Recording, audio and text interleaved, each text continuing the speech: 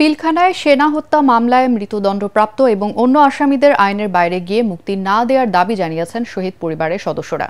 তারা বলেন, আন্তর্জাতিক অপরাধ ট্রাইব্যুনালে হত্যা মামলায় দায়েরের পর থেকে সামাজিক যোগাযোগ মাধ্যমে আওয়ামী লীগ নেতাকর্মীরা তাদের ভয় ভীতি, হয়রানি এবং হুমকি দিয়ে আসছে।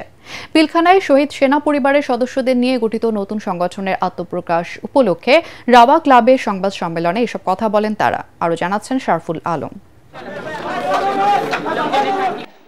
দাবি আদায়ের নামে 2009 সালের 25 ও 26 ফেব্রুয়ারি পিলখানায় বিডিআর সদর দপ্তরে নৃশংসভাবে হত্যা করা হয় 57 জন সেনা কর্মকর্তাকে। পতিত স্বৈরাচারের আমলে স্বজন হত্যার বিচার চাওয়ার সুযোগ না থাকলেও জুলাই অভ্যুত্থানের পর সেনা কর্মকর্তা হত্যাকারীদের বিচারের দাবি নিয়ে আবারও মাঠে নামেন শহীদ পরিবারের সদস্যরা।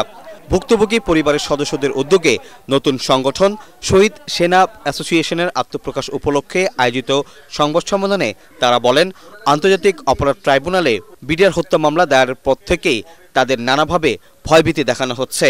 হত্যা মামলায় যারা রয়েছে, অর্থাৎ যারা কিনা যাবজ্জীবন কারাদণ্ড অথবা মৃত্যুদণ্ড প্রাপ্ত আসামি, তাদেরকে যেন আইনের ঊর্ধ্বে গিয়ে ছেড়ে দেয়া না হয়।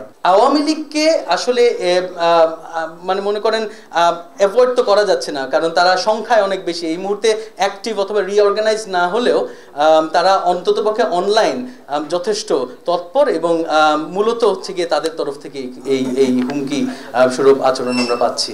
সেনা সদস্যদের হত্যাকাণ্ডের দিন 25 ফেব্রুয়ারিকে জাতীয় শহীদ সেনা দিবস হিসাবে ঘোষণার দাবি জানানো হয় সংবাদ সম্মেলনে।